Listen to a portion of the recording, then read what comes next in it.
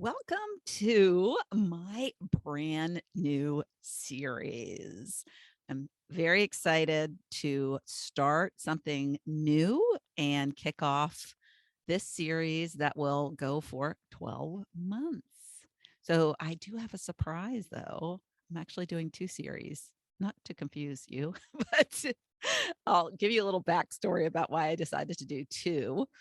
But I was very passionate about having some episodes that really inspired. That's the whole point of my podcast, is to have these amazing people, these women, mostly. I have men too, but mostly women, who have amazing stories of transformation at midlife, or have topics that will inspire women at midlife or later.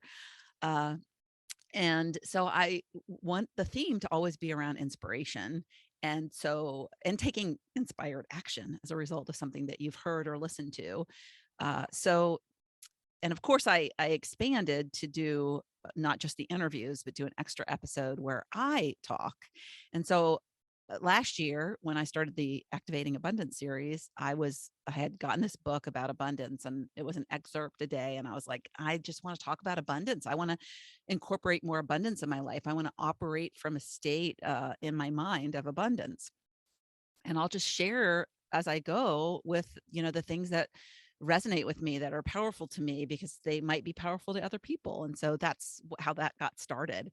And so I did 52 episodes, and I can't believe a year later they are locked and loaded. And so if you need a little abundance in your life and you haven't listened to them, go back and listen. They're all different topics.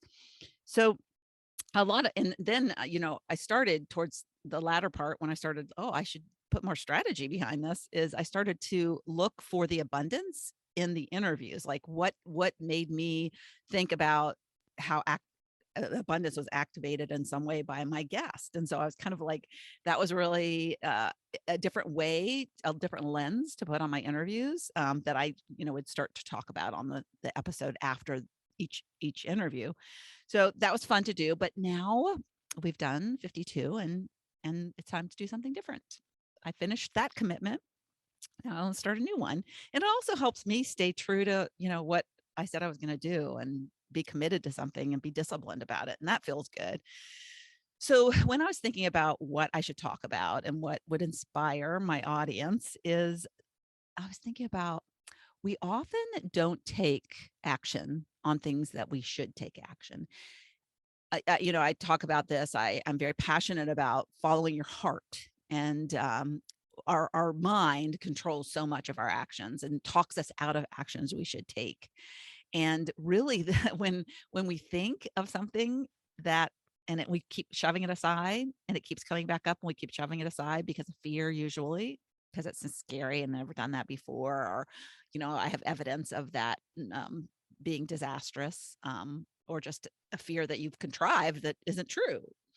And so when it comes from and keeps coming up like that, it's really coming from a deeper place.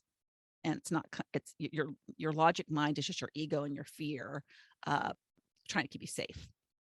And so I thought, first of all, I want to challenge myself to do more things that I've procrastinated or avoided, things that keep coming up that my logic mind has procrastinated on, or uh, convinced me not to do.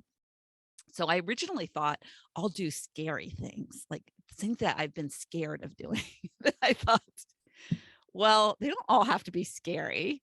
So, because I don't want I can inspire by kind of any procrastinated or avoided action, not just the scary ones. So there might be some of the scary ones embedded in there, but over the time. And then I had the other thought that I really don't want to do 52 actions that I've been avoiding. That's just like, that's a lot. That's a lot of really putting myself out there. And if some of them are scary, um, I just thought, I worry about I'm going to do them, a lot of them, maybe more than 12, but I thought I can commit to 12. I'll do 12. So the first Friday of every month will be my Just Friggin' Do It episode.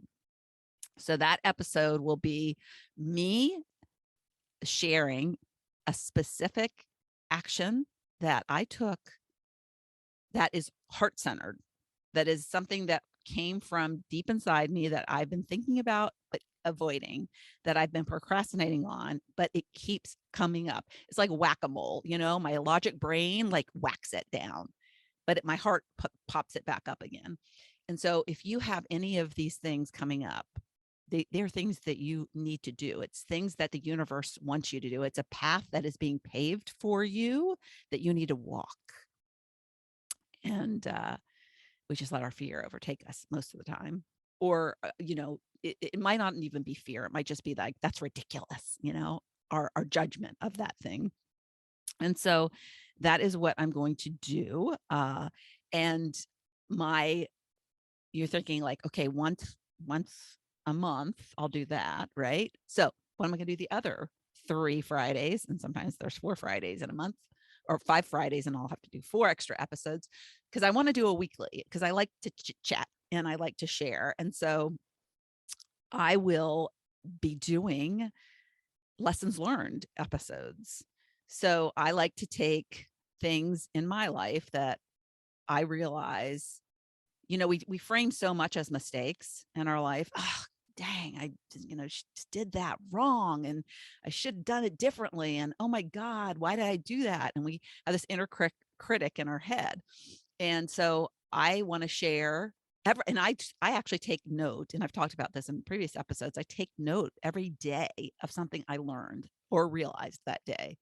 Because a realization, you don't have to like book learn something. You can realize something. And that's, to me, just as good as a book learning lesson, an experiential lesson. And so I'm going to do lessons learned on top of my just friggin' do it.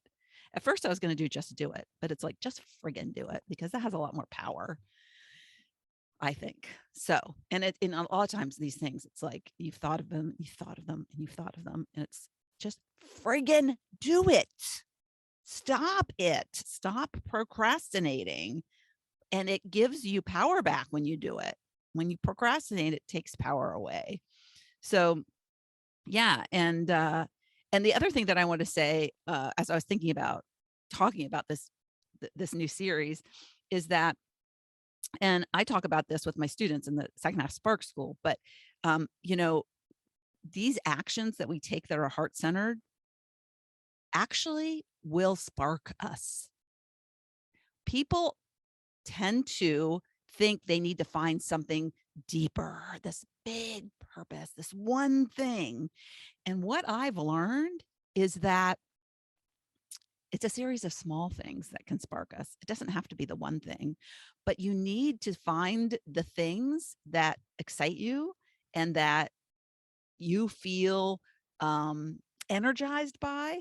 And usually it's the things you're procrastinating on. And those things might not be the one thing you're searching for, but I will tell you, they will likely lead you to more purposeful activity. They will lead you to a more purposeful, a more fulfilling life, because that's what it is. It's fulfillment in doing these things. So it's taking these little small steps, or taking these actions. And some of them might be big actions, like might be a commitment to do something that is not just like one action, it's a series of actions. But just starting to take these actions that come from the heart, that your mind has been preventing you from doing, will provide clarity as to what's next. Will provide clarity, and often will bring opportunity to you, opportunity that wasn't even foreseen by that activity. It's crazy, but if you follow your heart, it will lead you in the right direction. Your mind will lead you in the wrong direction. And I guarantee you, if you follow your mind, you will ultimately be unfulfilled. So, and I have 2 examples of just friggin' do it in my life that I thought would be a good setup for, things that we'll talk about, but things that you might need to do in your life. I mean, some of them might be really big, but some not so big. I've made 2 really big ones, so these things are checked off my list, so I don't plan on doing them again. But, one is that for age 47, I finally just friggin' did it, and I decided to divorce, start anew, and, go after the life that I I knew I wanted for a long time, but I avoided because divorce is a bad word, and divorce is not something that I wanted in my life. And divorce, and you like work it out, you made vows and all these things that my mind was telling me for so long, so long. But I finally just friggin' did it. Finally had the courage and the guts. And what I realized is that if I'm not happy, my husband isn't happy. He's not getting the best of me if I'm not fulfilled. So, in a sense, me listening to my brain and convincing me not to do the thing that I wanted to do and that I knew was right for me and ultimately us, I knew that I was robbing him of a potential brighter future, a potential more fulfilling life.